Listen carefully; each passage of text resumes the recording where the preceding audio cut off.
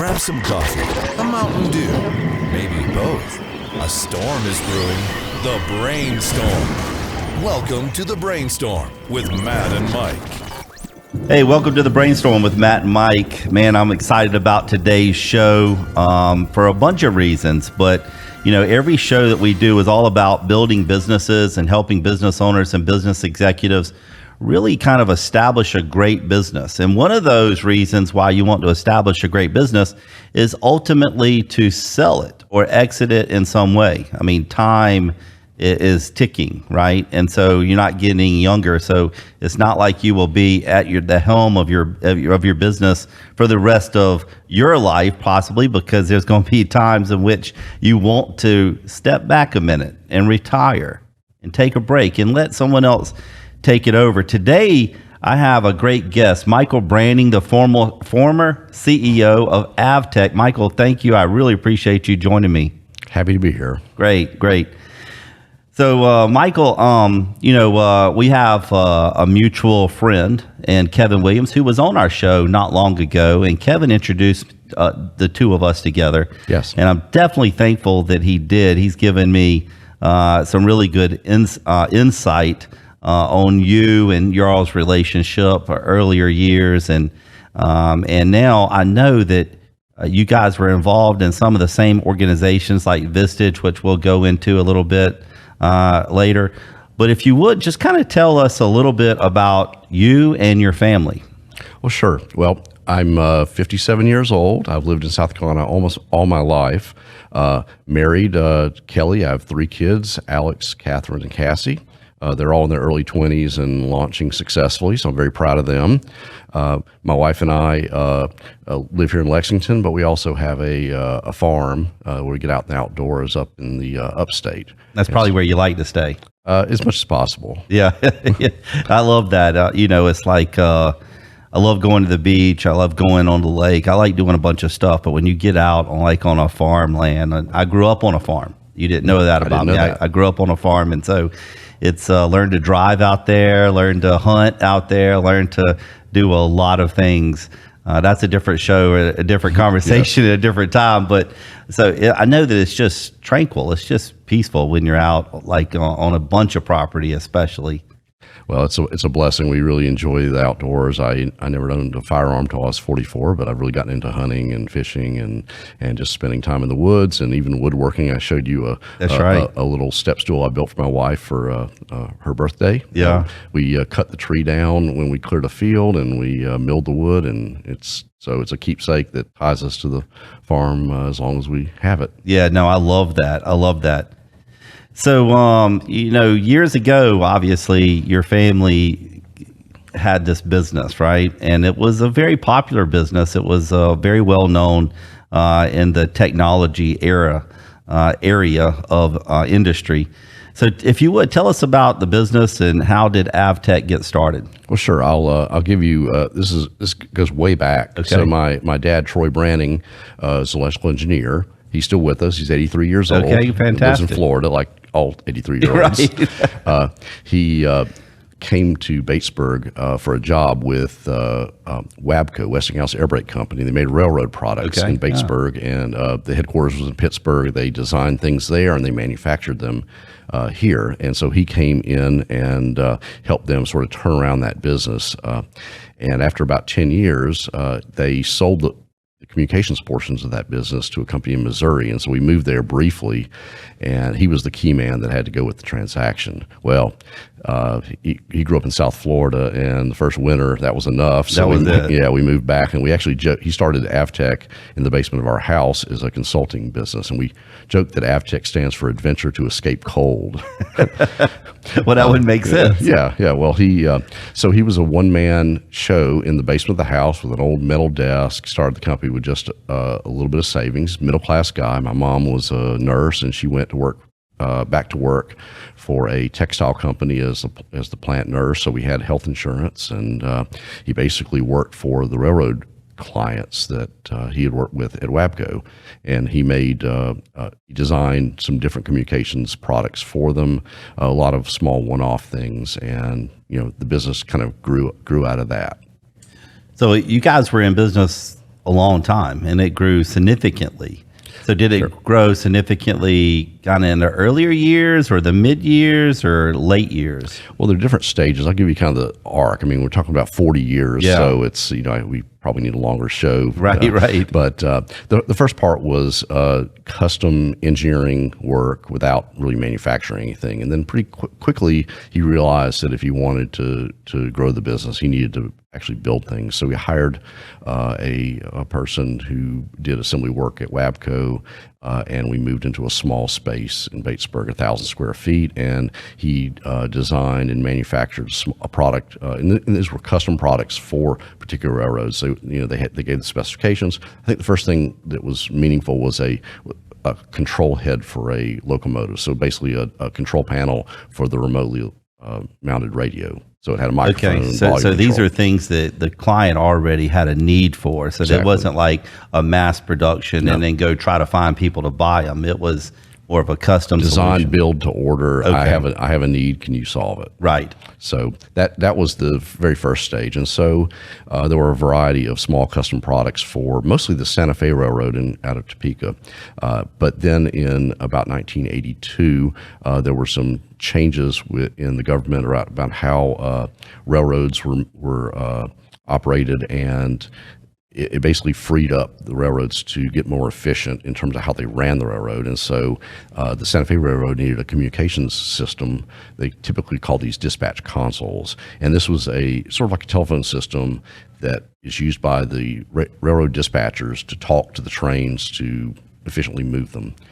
In the past, they were the dispatchers in these control centers weren't allowed to talk directly to the trains because of union rules, and so there was like a middleman. Think of the old telegraph operator or telephone operator with the patch panel. Right. That level of efficiency, and so Santa Fe came to him and asked him to help them figure out how to solve that problem.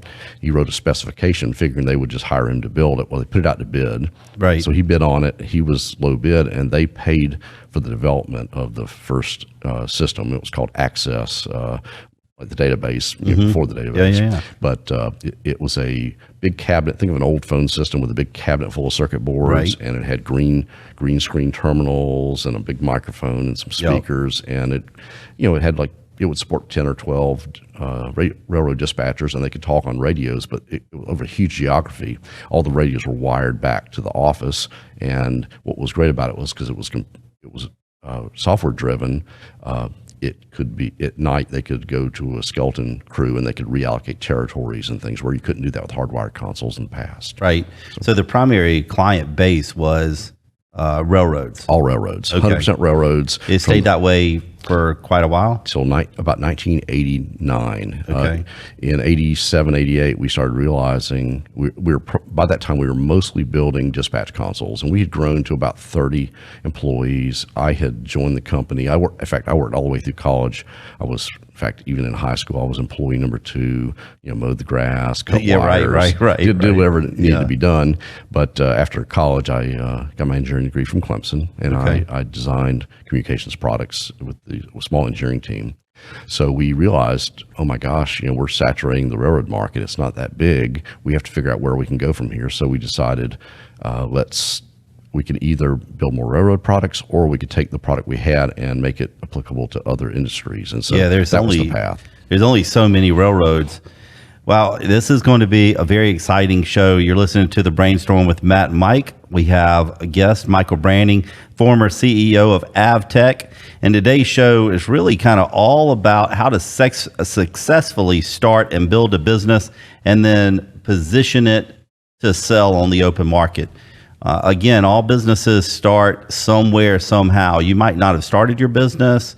You might have come into your business, but all businesses are positioned for you to exit in some way, right? Because you're going to exit sooner or later in some way, right? And so it would be beneficial to think about, well, how do I build a business to sell it and then position it to sell it? And so Michael's going to speak to us on that. We were really getting some history of Avtec just now, Michael, and that's very interesting, especially how it started in 79 and grew and was all railroad clients focused. 82, you said that there was a significant shift and pivot in the railroad industry. And so you started really getting heavily involved. Are you saying in 89-ish? I graduated Clemson in '86, but I'd worked, summers. Okay. I'd filled in for a variety of different roles, so I was, in a good position to understand the business, manufacturing, and so forth. I'd really done kind of everything but sales by the late by '93 when I early '90s. Yeah, so we transitioned from railroads. We in '89 we sold our first airline system to Delta Airlines. We did systems for power companies, national forests, just anybody that had a command center. So really, you started diversifying your client base at this point. Yeah, if you had the elements that that made us applicable were mission critical rail and radio use in a command center. And the systems had to be operational 24 hours a day. They couldn't go down. Was there ever a thought of you not going into the family business? Because a lot of people struggle with that, right? But I guess did. The parents and the children, right? Well, I didn't want to work for my dad. So I had a number of interviews. I almost got a job with the Norfolk Southern Railroad, who ended up being one of our most important customers. Okay. So I think I made it to the last cut, and I didn't have a job. So, I said, well, all right. And, it worked out well. Yeah. So kind of moving forward in terms of the history of the company, by the early '90s, my dad was kind of burned out. He was about my age now, and he had decided he wanted to have somebody else run the company. Okay. He had groomed a guy named Don Rash, a great guy, and Don got an offer from I think it was Carolina Eastman that he'd worked at previously to come back, and it was just too lucrative for him to say no to. So suddenly my dad is going, what am I going to do? I've been grooming this one person, and now this person. That's a good lesson for our viewers and listeners right there. Put all their eggs in this one basket, and now they're gone. Yeah. What do you do? So, you look around and you say, well, I either have somebody that knows how to run the business, or somebody that I trust that I can hopefully grow. And so he came to me and said, do you want to run the company? I said, well, how much does it pay? And he told me a number, and I was like, that sounds like a good idea. So, I took over. I love that. And I didn't know what I didn't know. Frankly, I was probably a little bit arrogant. The problem, you've heard that good is the enemy of great, and we had a good business. We were successful. We were profitable. Pretty much every year we were in business from the first one, and my dad had done well. I was now making twice as much money as when I started, and I was like, wow, so I really didn't have a lot of pain to change, and so and I was an excellent micromanager. I had a lot of capacity. I know. And you're young because I was like 28. Right. So micromanagement is something that a lot of us, I know that I certainly did it when I was in my 20s, all the way up into my 30s, really early 30s. So I guess you start to learn over time that it's not the best, but it certainly seems that way when you're doing it.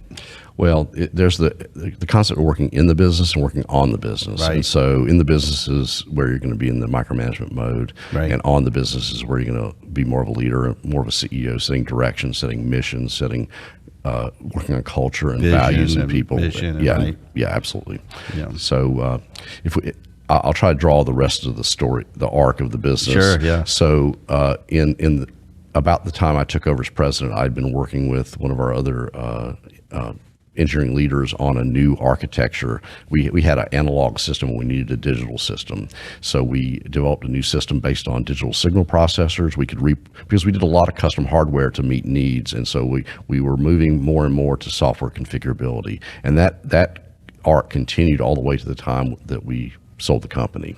Okay. And so when you started moving towards software type of solutions, this was still mid 90s? So or late 90s? All the way back in the 80s, when the very first communication system in 1982 was hardware, a lot of hardware with a little bit of software. Okay. And then at the very end, when we sold the business, it was a lot of software with a little bit of hardware. Gotcha. So it was really just kind of there were step changes with different product introductions. So the product in the early 90s was called Dispatch, DSP. It was a play on the words. Yeah. And we had a lot of success with that. We grew in airlines and in power utilities, and eventually that system about the early 2000s, as voice over IP was starting to really pop out and you had Vonage and things of that nature, we were looking for a strategy of how are we going to get to voice over IP. And the problem was we were kind of fundamentally a hardware manufacturing company, not a software company. We were more of a telephony company, not an IT company, and we had to make those shifts simultaneously. And we were struggling with what does the product look like? Would we build our own hardware because the hardware was getting more complex? And we made a interim product out of the legacy system. We glued IP onto it, and it was a modest success. It had some shortcomings, but what we really needed was a product that was eventually called Scout, which we introduced in by 2008. It was really starting to ramp up. Yeah. But Scout was a new concept where it was all software with just a little bit of hardware, and ran on Windows, and very, very configurable, very scalable. So that was probably a key metric right there, wouldn't you call it? Wouldn't you say? Well, the Scout was the system that we needed to develop for the market, but we just didn't know how to do it. And in hindsight, I could see all kinds of ways we could do it faster, better, cheaper, smarter. Right. But we muddled our way through it. And in fact, in 2005, we lost money for the first time. We got into real trouble. And the problem was right after September 11th, we got a huge defense contract. Okay. It doubled the sales of the company in 1 year, and the profits went through the roof. And we were in massive manufacturing mode for equipping the Air Force's air defense systems with our dispatch product. Well, at the same time, we were getting further and further behind on voice over IP. So as soon as that order tailed off, we looked around and our orders were drying up, and we had competition at half our price that had voice over IP, and we were losing jobs that we used to just assume we were going to get. And so our sales fell. We lost money in 2005, 6, and 7. Had to downsize the company. We'd grown to about 80 people and had to downsize all the way down to about 45 people. I bet that was tough. It was very hard, horrible time in my life. Yeah. Very, very, it was real comeuppance. And in 2003, so I realized I could see the storm clouds coming. In 2003, I joined Vistage as a CEO organization, and that was transformative. I give Vistage and the people that I met and worked with there, so much credit, because that was my entire business education. And that's a pretty significant time right there in your business life and your personal life. You're probably going through all kinds. And Vistage is the cool thing about Vistage. What I've learned in my tenure in Vistage is it really helps you on all levels. Having someone that you're not, it's not like a client and a vendor relationship right there. You're not in a network group. What you are is truly a CEO peer-to-peer advisory group. Yes. And they're really helping you deal with issues both personally and organizationally. That only a group like that can help you. Oh yeah, we had made a lot of money on these defense contracts, and I spent every bit of it. Yeah. And we were burning cash, and everybody told us we were in trouble, we were going to fail, and I believed the product was the right product and we were going to be successful, but the question was having enough money. So we never had a problem with capital, but suddenly the cash was drying up, and we got to the point where we ran out of cash, and we had an equity line on our buildings. We owned the real estate at that time, and so we started borrowing, and I was looking around for outside capital, and I realized I was going to give the company away to do that. And so I had Larry Wilson, who's a friend of mine, very smart business guy, told me, look, you're going to have to just bootstrap this thing or give the company away. That's your choice. And so that was a very freeing piece of advice. I really appreciate that he gave me, because then I was able to knuckle down and, let's forget that. Here's what we're going to do. So I ended up going to one of our biggest customers and saying, look, we don't have enough money to develop the new product you want and to put the improvements in the current product that you're using. I can't do both unless you give me a big order for the new product and you prepay half of it. And to their credit, they did. This is a major railroad we've been working with for a long time. And so I went back to the team and I pulled them together, and I actually learned some things from Peter Schutz, the former CEO of Porsche, who spoke to the Vistage Group in 2005. Okay. And really about not wasting a crisis.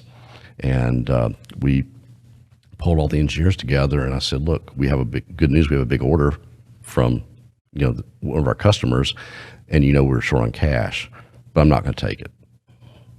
Wow. Unless we can agree on what we're going to deliver and when we're going to deliver it and what the quality is going to be. And this is not everybody raise your hand in this room. This is one-on-one conversation. So everybody bought in, and then I took what they had committed to, and I took it to the sales team. I said, this is what you have to sell. Right. Go start selling it, because there's a long sales cycle in this business. Right, I bet. So that was a rallying moment. It was. And you're around 45 employees, you're saying, right? Because you at that point, yes. Yeah. So you really rallied. You took your entire team, and wow, I mean, that speaks high about the team. It speaks high about the culture of which was going through. And I guess they all kind of really bought into what was going on. So you probably had a significant amount of transparency. And we're learning quite a bit here from Michael Branning. And I really appreciate you guys joining us, whether you're listening to us on the radio, whether you're listening to our podcast, or even watching us on social media or our YouTube channel.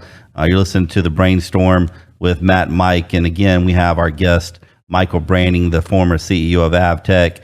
And we're really diving into a major crisis in his business, which was around 05, 06, 07.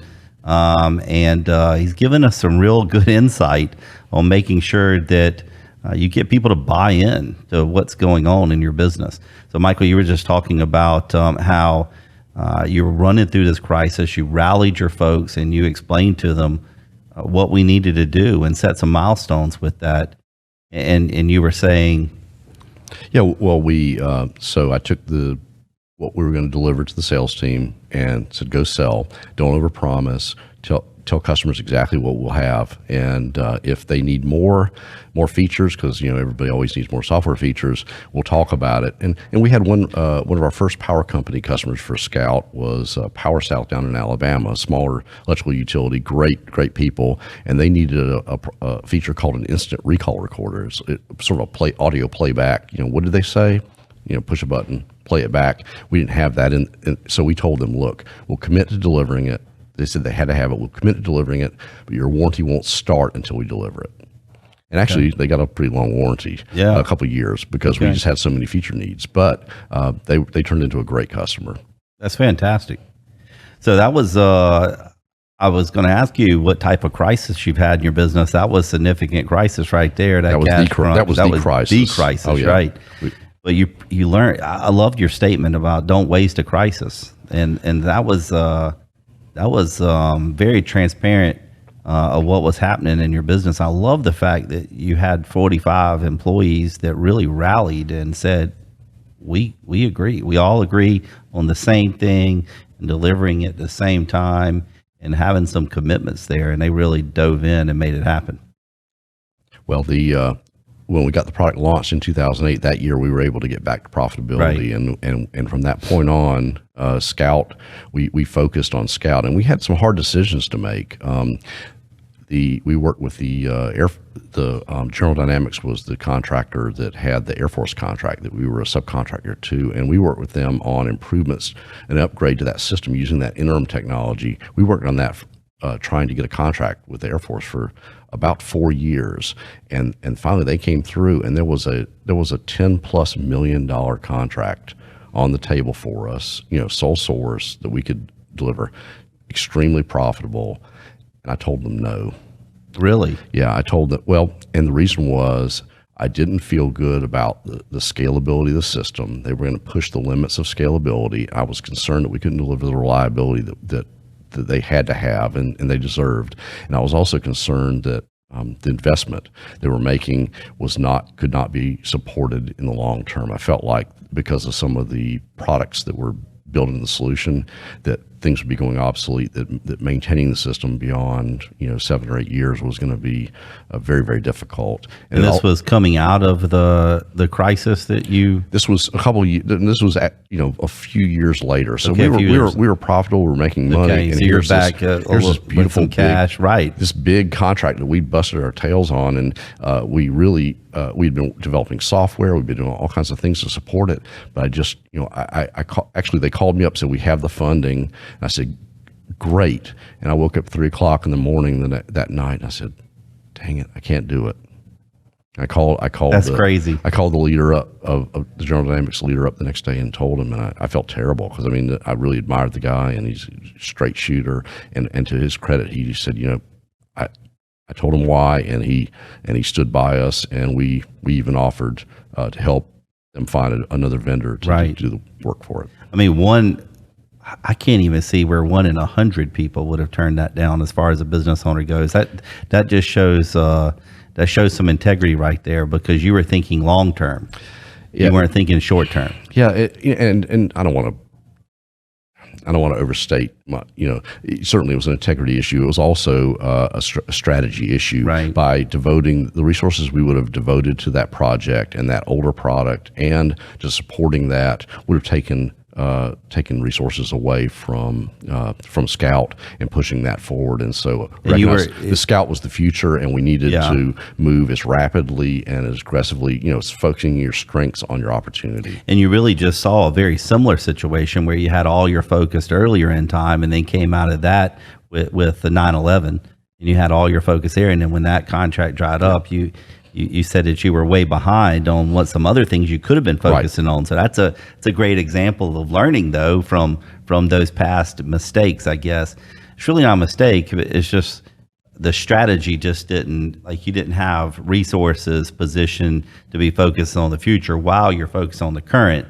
And that's a hard thing for most business owners. Most business owners are, like right now, what are we going to sell? What do we work on right now? And they're not really focused on what's coming in year 1, year 2, year 3, year 5, year 10 from now. Well, every decision you make is a decision not to do everything else you could have done. Right. So that locks a lot of people up, and I can understand. I've been there. Yeah. Especially if you're in a cash crunch. If you're in a cash crunch, you just think differently. It's like the hierarchy of needs, right? Right. You're hungry. You think differently. You focus on the next meal. You're not focusing on. So how did you start? When did the whole theory of selling the business start to come in play, and how did you even start down that road? I mean, because a lot of people think about selling their business, but very few people actually start to understand, how do we even start those conversations? Well, let me put a little more context around the business transformation leading up to that, because I think that'll help. So in 2003, I joined Vistage. Great chair, Dan Wurtenberg. I was using a lot of his time, so I told him, we talked and agreed that I needed a CEO coach. So I hired a gentleman out of Cincinnati named Jay Veerling, who's become a great friend and was a huge influence on me.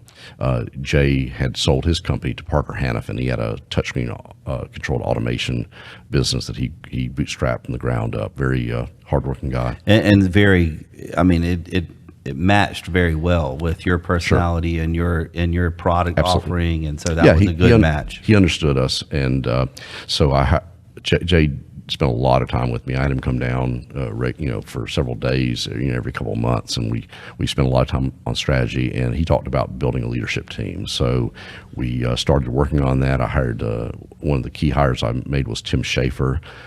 He joined us in 2006 when we were losing money, and he was quite a transformative leader for me and became my number 2 guy. And it ran basically all the finance and the manufacturing and facilities and so forth in Avtec at the time of sale. And he actually became the site manager working for Motorola after the sale. So we started creating a leadership team. I eventually created a board of advisors, which was Jay and several others. And so a lot of businesses need professional help in certain areas like accounting and so forth, but they can't afford the level of talent they would like to have. So a really great opportunity is to find people on a fractional basis. Hire somebody, and what I did that to great effect. I would find people like Jay and Scott Hendricks was another person. I know Scott. So Scott worked for me for basically on a retainer, and I had 3 days a month of his time, and so it was a fractional CFO. So here's a guy that was a controller of a $1 billion company, right? And bring all kinds of outside ideas and influence, and so they would work with the individual members of my team, and then we would have meetings were more strategic in nature. And because it's a board of advisors, there's no fiduciary duty. They, it's less expensive, and it's just advice to the CEO, and I can take it or leave it. Yeah. Unlike a board of directors where the CEO works for them. Right.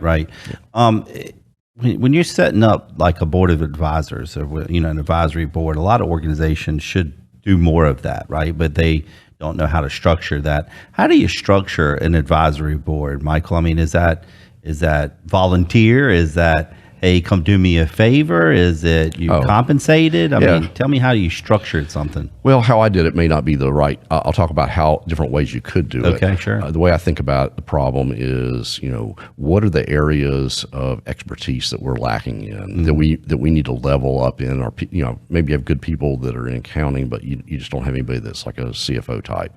So financial is a good area. So you pick identify those areas that you need to level up in and find strong people. And, maybe you can leverage relationships. Maybe you have to pay them. Maybe you're in a growth mode. You don't have much capital, but, maybe you give them some equity or or some synthetic equity or something like that. So, whatever you can do to align interest. Yeah. We would allocate basically 2 days a quarter. We'd have a 2-day meeting. Now, other companies might have a half day. I mean, some of it's what you can afford, what you can negotiate with the people, and it's not going to be static. As you over time, you may start with half day meetings. You may have a crisis where you suddenly pull everybody together for a couple days. Need some advice. But the good thing is if they're a consultant that can help your people work with your people on implementation, and then you can meet with them strategically. They'll understand more about the strategy of the business, Gotcha. and they can they'll understand some details. They can coach, lead, and help you. So it was a good situation for us. Yeah, no, that's probably a good situation for a lot of people. You're listening to the Brainstorm with Matt and Mike. We have guest Michael Branning, the former CEO of Avtec, with us today. We're talking really about how to successfully start, build, and ultimately position your business for sale. I just asked Michael about how do you structure an advisory board for a privately owned company, and we were going through that because I have actually talked to many people and advised them for that, some nonprofits as well, some nonprofits and some for-profits about creating an advisory board, not just an executive board, right? Where, like you said, the CEO actually officially works for the board, but I'm talking about an advisory board. That's pretty interesting. And so Michael has kind of run us through from 79 up until, I guess, really kind of 2000s and going through a huge crisis in your business, Michael. So you had some strategic hires. You had some really good advice from this business coach that ultimately you hired that kind of had a great mindset or a very like mindset that you do. And he advised you to create this board of advisors and continue to push that forward. And you had some key hires with that who ultimately stayed with you through the end and the transition, you said. How did you start moving towards the actual sale of your business? Sure. Well, I had... as I built the leadership team, we got stronger and stronger people. I started focusing more and more. I wanted to be the chief team builder, the chief strategist, and the chief sales officer. That's really the role of the CEO that Dan Wurtenberg taught us all about. And so the team was really important. So we focused a lot on culture, getting the right people on the bus. And as we did that, we could delegate more and more stuff. And we could focus on the mission, focus on what we wanted to happen, and then let people figure the plans out, because all of us together are smarter than just me. Right. So I started trying to pull away and be more and more and more strategic. I actually got to the point in the last few years where I was trying to just work about 40 hours. And of course, you're always thinking. You're in the shower thinking. You're in the car thinking. You're worrying. I mean, always thinking. The company grew from 2008 when we introduced Scout. We grew about 22% a year in revenue on average for 10 years in a row. That's significant. And we grew to about 145 people. And a lot of it, we focused on culture and having an intentful culture. Had great visitor speakers that taught us how to do that. And we hired for culture, and we talked about the mission, our mission was to help people get home to their families at night. Okay. So those radio systems have a safety element, a service element. And so people bought into that mission. They recognized what they're doing was important.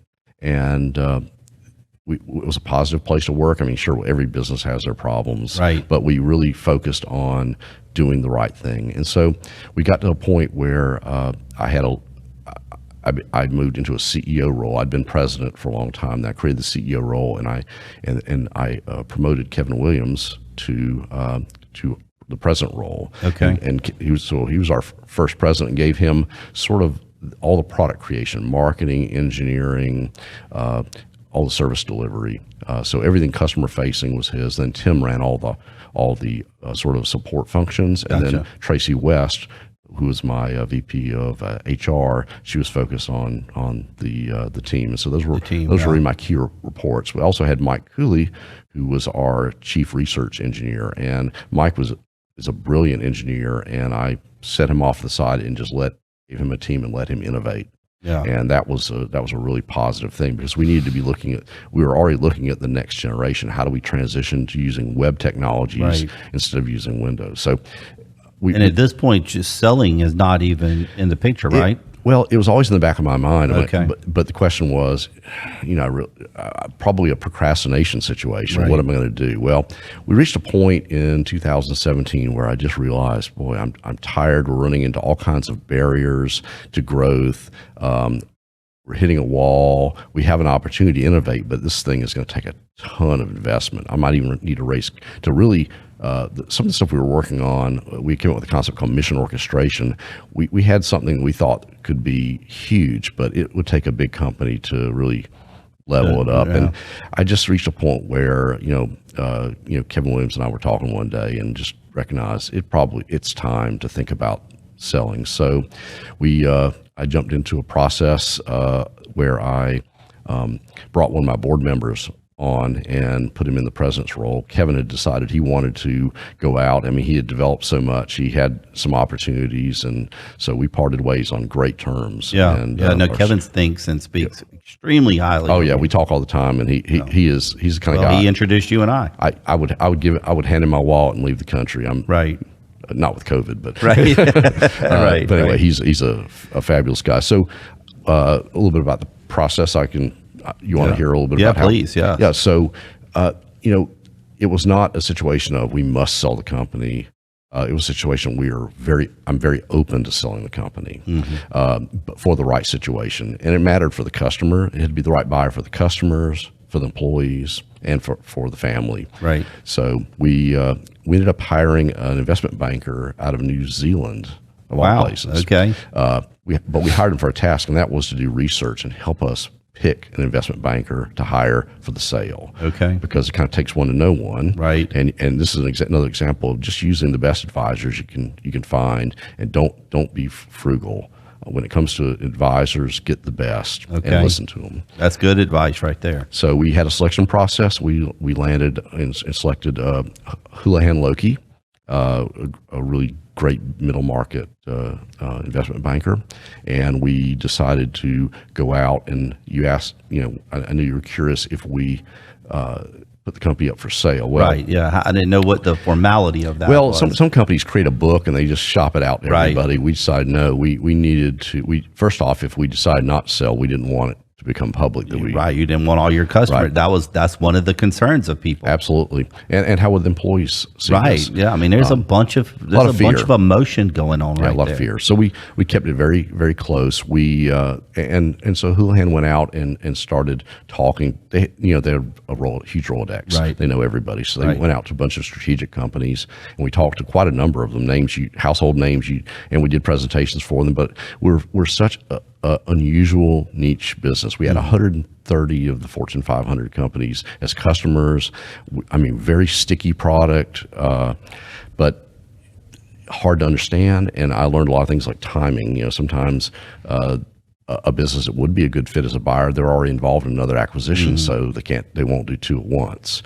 So as we went through the process, we talked to a bunch of different people. We reached a point where we had a very strong offer. In fact, it was considerably more money than we had expected, and And so we had waited till the very end to approach the people in our industry. We had to know, we weren't going to let them know that we were considering selling until we knew that we could be sold, right? That we had a solid offer. So then we went out to the last tier of companies we had cooperation with. We competed with them and we cooperated with them. Okay. And Motorola was probably the most synergistic buyer we knew all along, and so we went to them very late. And the principle there is you want competition for your business. If I was approached to sell the company, I mean, just weekly. Right. And I just said, no. You never, ever want to sell under those circumstances if you can avoid it, because there's no competition. And competition is what is going to bring it gives you the leverage to get the right price. Yeah. No, competition is what sets up the value, really, right? Yeah. So Motorola came forth with an offer that was more attractive than the number two, and we signed a letter of intent. And at that point, you're in diligence, and the power flips a little bit to the buyer now. And so the price isn't the price until you're done. That's right. And so did that change? Very little. And so we did some things to position the business to make it attractive for sale. And one of those things was we focused on transferable value. If you own a business and you are running the front counter and you're taking all the orders and you're micromanaging, you're making all the decisions, your business can be very, very hard to sell unless you're willing to work in it for the next 10 years. Right, because they can't buy you. They have to buy a system.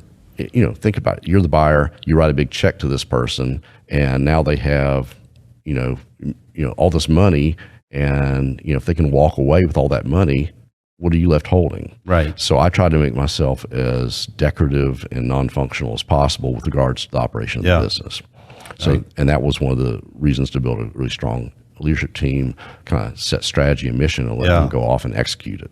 I love that. You're listening to The Brainstorm with Matt and Mike. If you would, go to thebrainstormradio.com, our website, and subscribe to our podcast.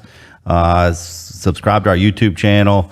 Catch us on the radio 100.7, The Point, here on Monday mornings from 9 a to 10 a.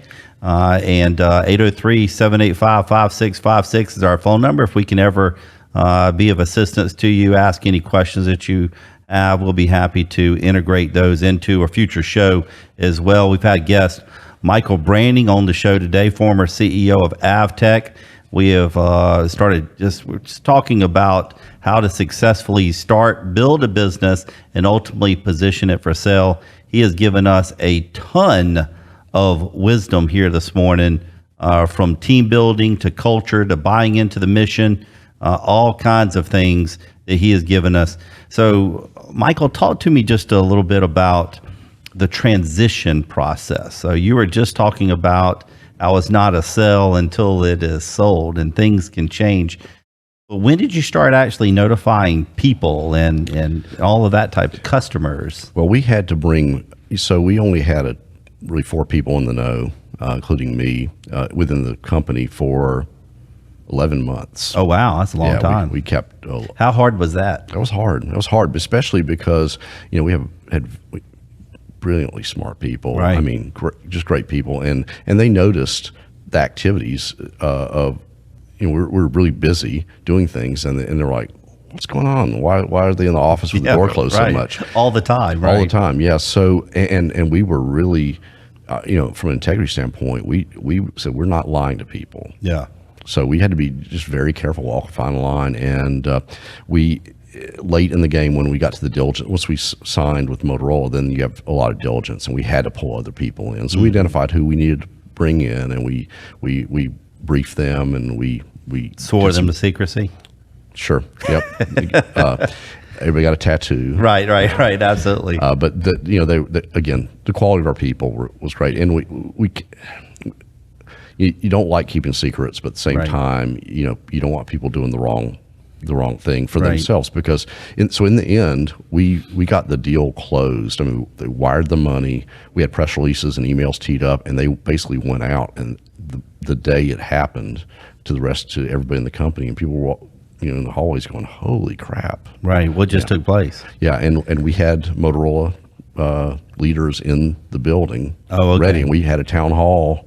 Yeah, like 30 minutes later. Because the first question that your team's got was, "What about me?" Sure. Right. Well, what happens to me? Well, I focused. Motorola was really honorable. They said we wanted to keep the whole team, and of course, when you get into integration, there's inevitably some duplication. That's right. But people had good opportunities, and everybody was treated very well. Right.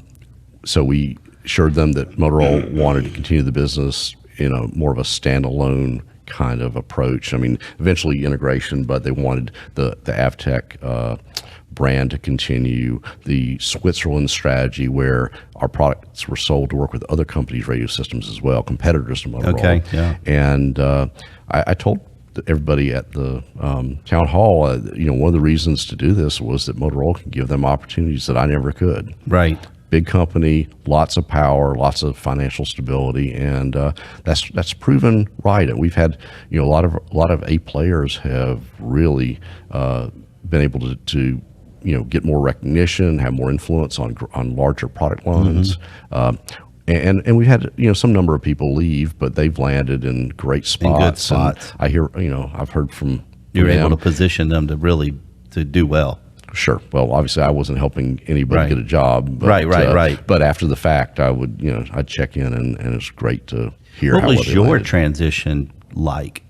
I mean, because you had to be going through, some emotion yourself, right? Well, it was. There were a lot of difficult things. Like my daughter was working in the business in HR, and she was one of the people that I did not let know until the last minute, and that really hurt her feelings, and rightfully so. And I felt terrible about that, but we tried to keep everything as secret as possible to the last minute, and I could see that affected her, as it did me. For me, I had a lot of hobbies and interests, and I was excited to be able to pursue those. I retired that day. Oh, you did? Yeah. Okay. So I had no earn out, no exit. Okay. It was basically. So you left that day. Yeah. We have a holding company, and there are, of course, we're working with them on wrap up things, but the transition was easy and hard. I mean, I didn't miss getting up and going into the office. Yeah. But I guess there's like this anxiety in the back of your head that's like almost learned, and it's there, and that was there for quite some time. It's just like a nervous energy about the business, and it took a long time for that just to dissipate. And yeah, I bet. That's not my responsibility. I had to learn that what happens in the business now is not my responsibility. Mm-hmm. I did everything within my power to set people up and the business up to be successful. Right. But now it's somebody else's, because ultimately I was running the business in the past, and the buck stops with me. Right. Yeah. So anything that goes wrong, my fault. Right. Whether it was your fault or not, it was your fault. Well, it was my fault. It wasn't whether it was it was my fault. Even if I may have had somebody in the wrong role. Right. I may have made wrong judgment about something. So yeah, and your relationship with your daughter, is that she was able to she's great. Get past all of that. She's great. I can understand both sides of that, because you have to make some decisions, right? And she's probably wanting to know, or was at that moment in time, was wanting, why didn't you could have trusted me? And that's just a hard position for both of you. So I'm sure that had some emotion right there in that moment in time. I definitely could have trusted her. The issue Absolutely. is putting her. If it would have put her in a situation where something had gone wrong, how would she live with herself? Right. Exactly. So now, what's life like for you? Well, I'm crazy busy. Yeah. I've got. You're probably wondering, how did I even have time to do what I was doing? I do. I've signed up for new things. I'm doing some pro bono business coaching with some small businesses. They can't afford it, and I would. I don't need the money, so I'd rather just help people. If people want help and are willing to make changes, and they're efficient with their time and my time, Mm-hmm. I'm super happy to help. That's awesome. I'm on a couple nonprofit boards, Okay. international auto clubs that I've Right. been involved in a while, and I've got this farm that I'm now building some cool buildings on, and developing a fun place to to spend Right. time, and I'm catching up on 10 years worth of projects and filing, Yeah. and I'm setting up. I've set up a bunch of LLCs. I'm doing some angel investing. I'm working with Venture South for Okay. that, and Yeah. a couple other companies. So it's staying as busy as I want to be. Yeah. Maybe a little bit Yeah. more. Well, good. Well, Michael, listen, I really appreciate you coming on and participating on our show with us today, and I'd love to have you back on. And I'd like to talk to you a little bit more about advisory boards and other things like that at a different time as well. Sure. But man, it's really been a pleasure. I've gained a lot of knowledge out of this and a lot of wisdom out of this show, and I look forward to listening to it again. I'll probably go back, and I do usually go back and listen to my own shows 2 or 3 times, usually really just to kind of critique myself. What could I have done better? What can I do different? Are the questions solid? Is it really fulfilling our listeners? Things of that nature. But in your particular case, I want to listen to the show to actually just learn more. So, Michael, thank you very much for joining us. I really appreciate it. Former CEO of Avtec, how to successfully start and build a business, then ultimately position it to sell. Michael, thank you. I appreciate you joining us today. You're welcome. It was fun. Thanks.